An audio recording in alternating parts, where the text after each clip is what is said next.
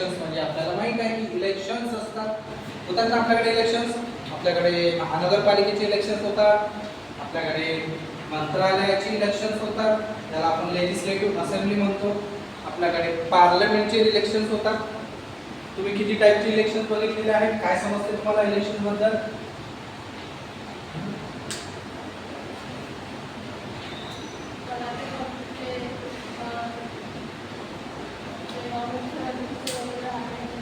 मुख्यमंत्रीचे election होते ना, जसं डायरेक्ट मी मुख्यमंत्रीसाठी उभा आहे असं इलेक्शन होते का?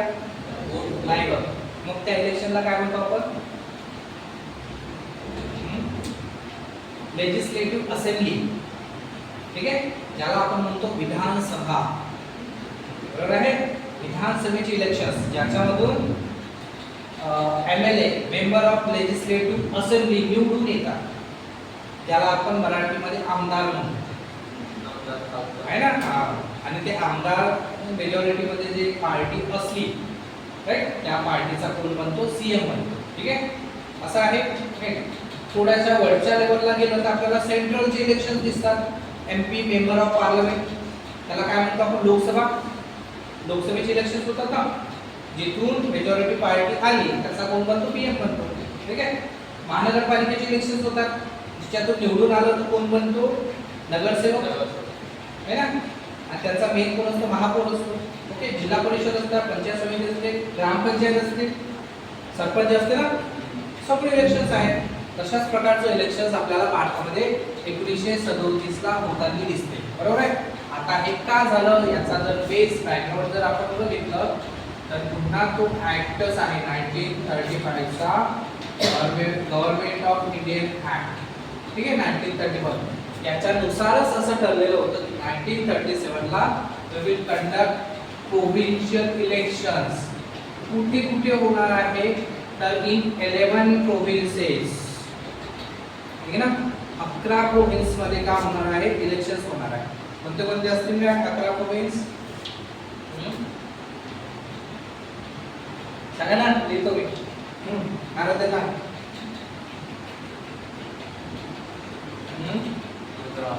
मद्रास. ठीक आहे. मुंबई. मुंबई अजून जन्माला नाही आली आहे. Central province. ठीक आहे. United province. युनाइटेड स्टेट अमेरिकेत जातं काय? United province. ठीक आहे. बिहार, ओडिशा, आसाम,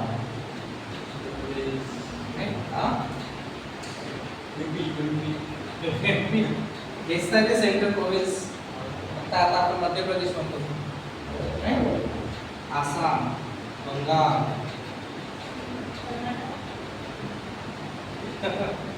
कर्नाटक जुना आहे की नवीन आहे ते माहिती पाहिजे मग तुम्हाला. ठीक आहे. बंगाल झालं, पंजाब, सिंध. किती झाले रे?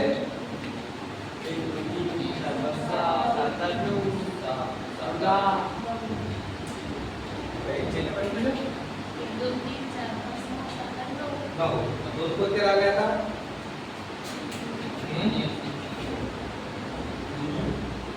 बॉम्बे प्रेसिडेन्सी, मुंबई. मी का म्हटलं मुंबईचा जन्म नाही झाला? कारण की तेव्हाची जी बॉम्बे प्रेसिडेन्सी होतं त्याच्यामध्ये गुजरातचा सुद्धा एरिया काही येत होता. ठीक आहे. बॉम्बे प्रेसिडेन्सी नंतर मुंबई येणार, काही वेळा मुंबईला. बॉम्बे प्रेसिडेन्सी दिल्ली असं नाही, दिल्ली नव्हतं. पंजाब, सिंध. एक आहे नॉर्थ वेस्ट फ्रंटियर प्रोव्हिन्स. आता किती झाले?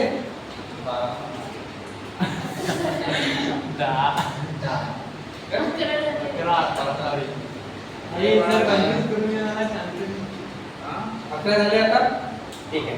तर या 11 प्रोव्हिन्स मध्ये काय झालेले होते? इलेक्शन्स होते. बघा जागा किती होत्या त्याच्यावर थोडासा हे आहे. 1115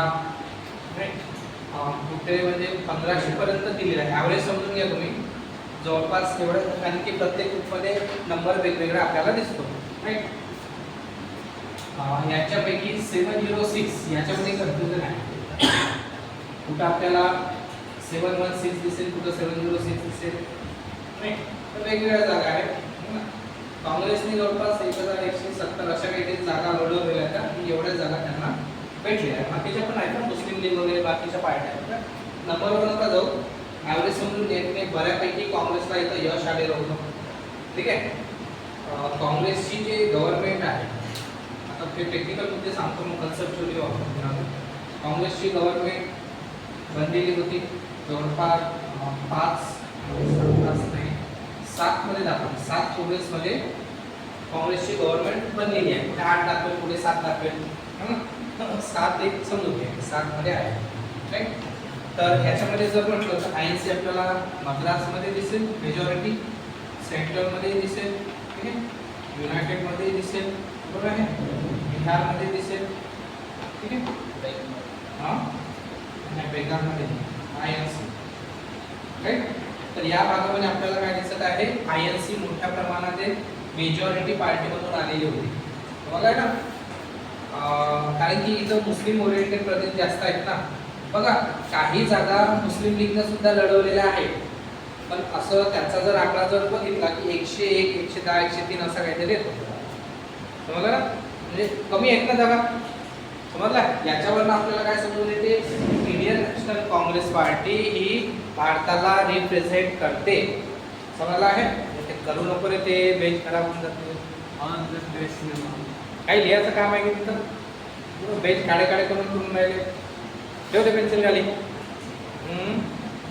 शाळेत असते तू आता, मग आहे ना आपल्याकडे बोर्ड आहे, सगळं आहे. ओके. तर यावरून लक्षात येते की मुस्लिम लीग ही largest one of the party नाही आहे. समजलं ना. सगळ्यात जी मोठी पार्टी आहे ती आहे इंडियन नॅशनल काँग्रेस. बरोबर.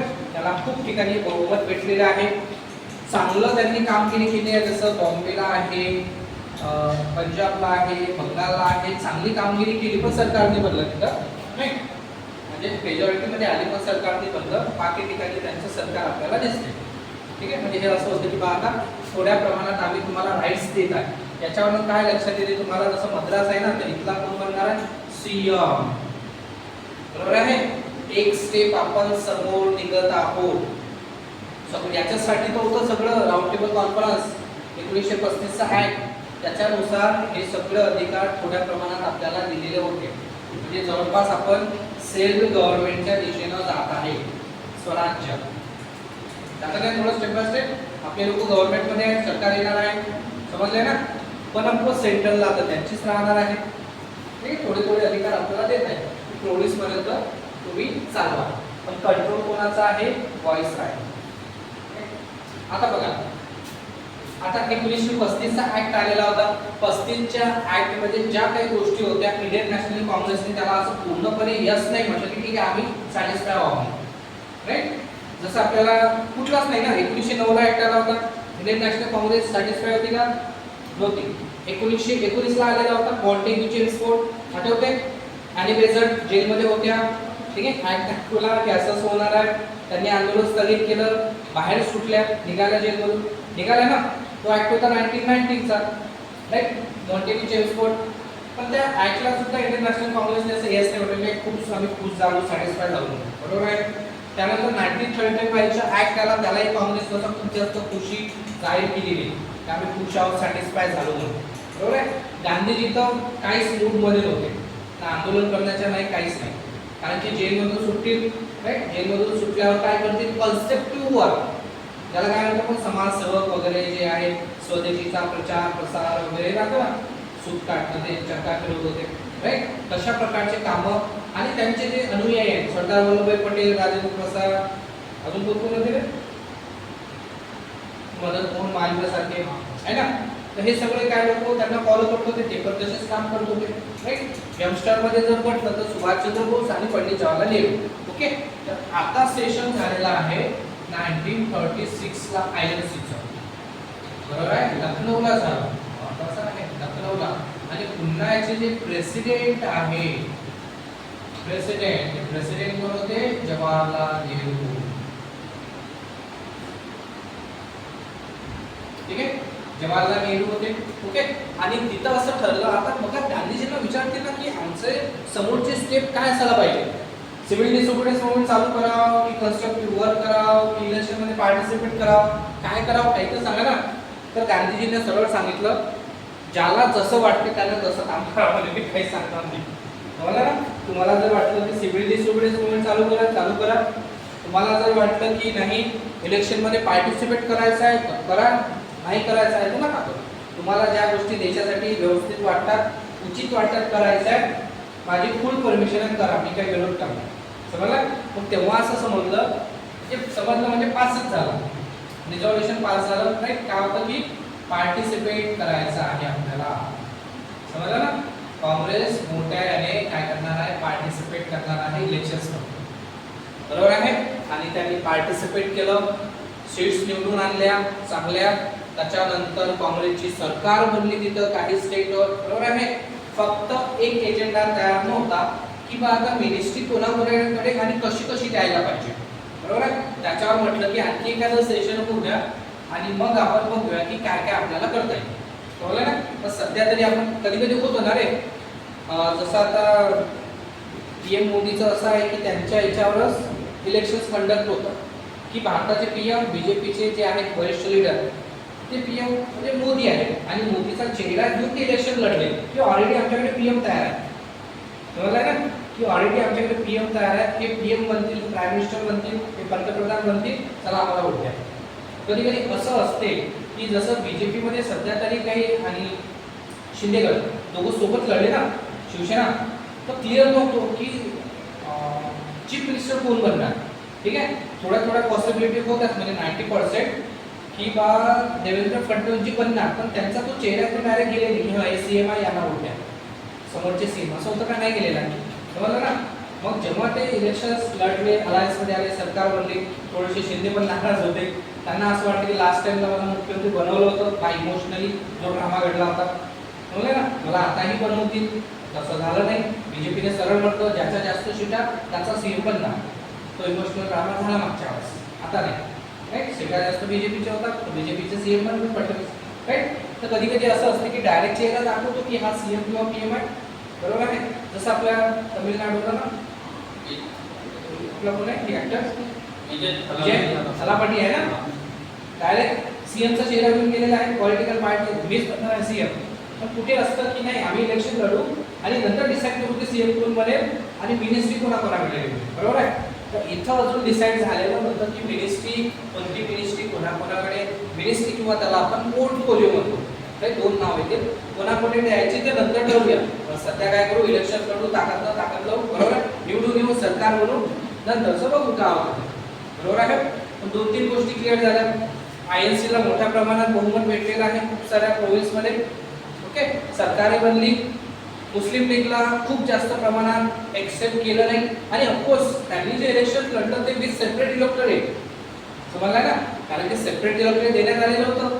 मुस्लिमांना होतं, शिखांना होतं, ख्रिश्चन लोकांना होतं, अँग्लो इंडियन्सना होतं ना. तर त्यांनी विथ सेपरेट इलेक्टोरेट सीटा लढलेल्या आहेत. समजला. तरी त्यांच्या जवळपास तेवढाच आहे. समजलं ना. गेल्यावर डिफरन्स क्लासेससाठी सेपरेट इलेक्टोरेट होतं आणि तिथे जॉईंट इलेक्टोरेट त्यांनी एक्सेप्ट केलेलं आहे. ओके. तर हे इथं महत्त्वाचं आहे. काय काय आहे तर ते सेशन लक्षात ठेवा. INC लखनौ प्रेसिडेंट जवाहरलाल नेहरू आहेत. बरोबर आहे. गांधीजी सध्या ऍक्टिव्ह नाही आहे. गांधीजी ऍक्टिव्ह कधी होतील, गांधीजी ऍक्टिव्ह होतील डायरेक्ट आता 1940च्या दरम्यान. तुम्हाला ना सध्या काय करत आहे, कन्स्ट्रक्टिव्ह वर्क करत आहे. मी सांगितलं होतं तुम्हाला लास्ट लेक्चरला, हरिजन वगैरे जे काही आहे, छुवाछूत पेटवणं, जातीभेद पेटवणं, चरखा चालवणं, समाजसेवा करणं, शिक्षणाचा प्रचार करणं, अशा प्रकारचे कामे सध्या हँडल केलेले आहेत आणि पॉलिटिकली ऍक्टिव्ह नाही आहे. तुम्हाला जेव्हा हे पॉलिटिकल ऍक्टिव्ह होईल तेव्हा भारतामध्ये मोठी मुवमेंट चालू होईल आणि त्यांच्या अंडरमध्ये चालू होईल. माहिती आहे ना आपल्याला. नॉन कॉर्पोरेशन मुवमेंट त्यांच्या अंडरमध्ये चालू झाली, लीडर तेच होते. सिव्हिल डिसोबिडियन्स मुवमेंट त्यांनीच चालू केली. तुम्हाला ना. तर छोट्या मोठ्या मुवमेंट चालू होतील, पण जी मोठी मुवमेंट आहे ते डायरेक्ट आपल्याला बघायला मिळणार आता 1942 ला.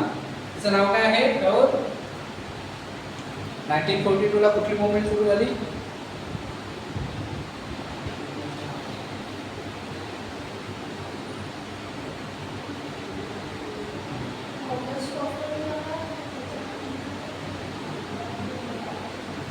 त्याच्यामध्ये गांधीजी इन्व्हॉल्व होते.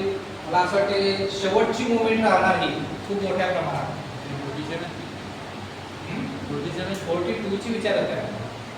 42 कॅबिनेट मिशन. मी आंदोलन विचारत आहे, मिशनवर कशाला चाललं तू? सर हिस्ट्री जवळपास आपण एंडिंगवर आलो. तुम्हाला अजून इंट्रोडक्शनचं पूर्ण तयार नाही आहे. माहित आहे सर. काय आठवत नाही? कुठे इंट्रोडक्शनचं हे लगेच मला बोलूया.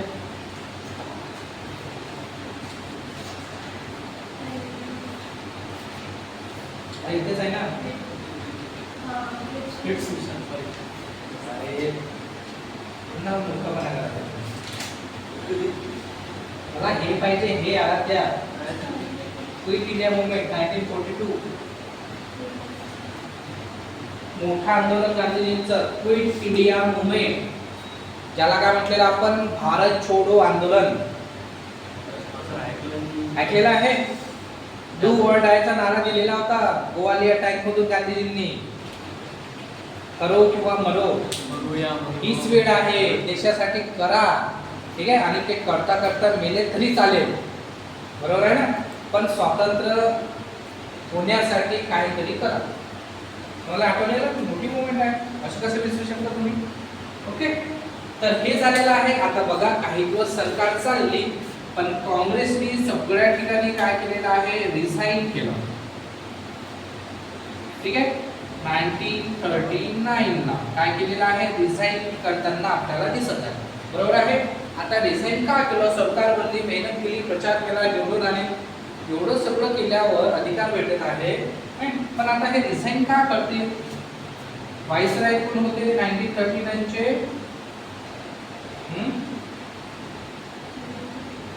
कोण आहे? ली लिथिगो. ठीक आहे, ली लिथिगो कोण होते? व्हाईसराय होते. बरोबर आहे?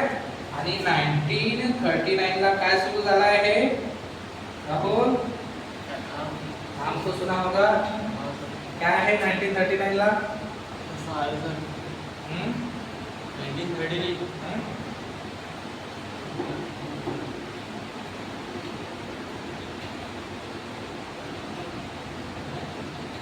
1939 ला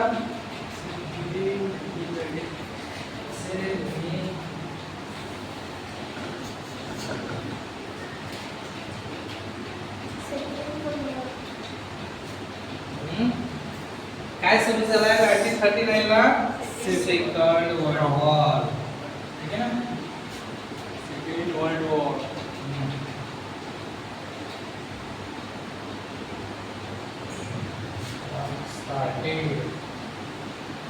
इंट्रोडक्शन माहिती नाही मला. ठीक आहे, second world war was started in 1939. Okay, viceroy ली लिथिगोने काय केलं माहित आहे? की डायरेक्ट अनाउन्स केलं की जो जर्मनी आहे ना, जर्मनी, तर त्यांच्या अगेन्स्ट मध्ये इंडिया आमच्याकडनं लढत आहे. ठीक आहे, प्लस ब्रिटन.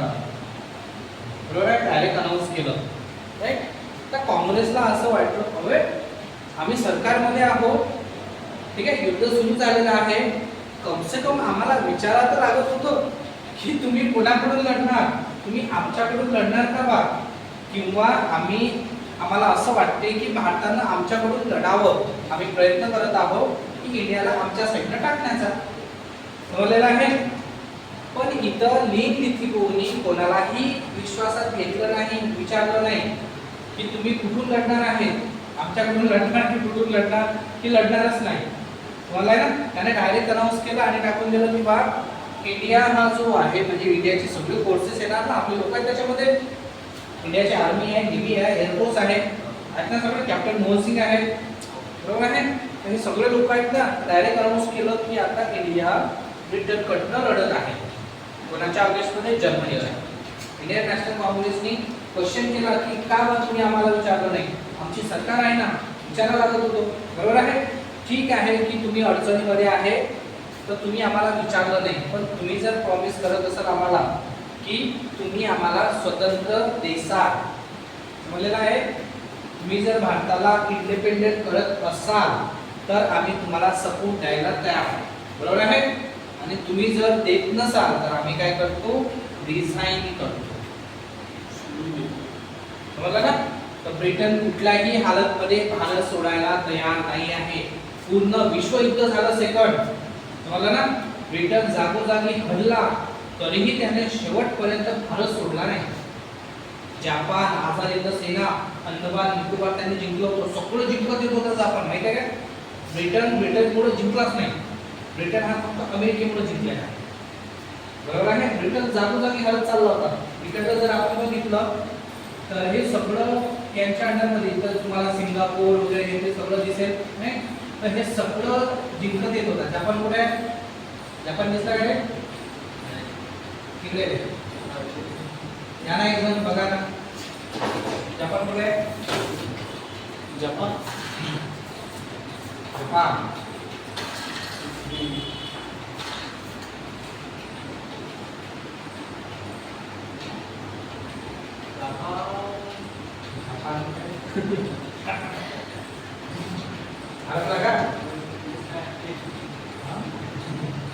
देश असेल ना एवढे सगळे देश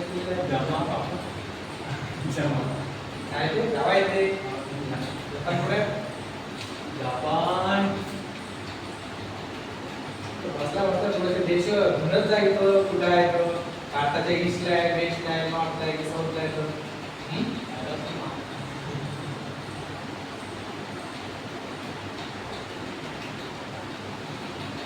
तर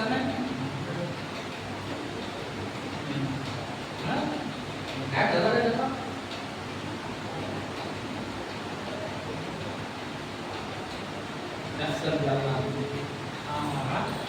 दिसला काय. ठीक आहे. हा आहे जपान. बरोबर आहे. ठीक आहे. हा इंडिया.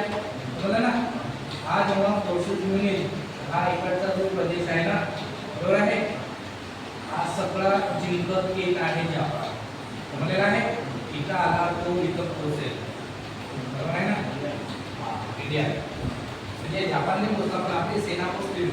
कारण जपान आणि आझाद आपले म्हणजे आझाद नसेल असं वाटतं गोष्ट आहे. सोबत लढत होते ना. बरोबर आहे. आपली सेना तिकडल्या साईडला अंदमान निकोबार असतात त्याला ते जिंकलेलं होतं. ठीक आहे.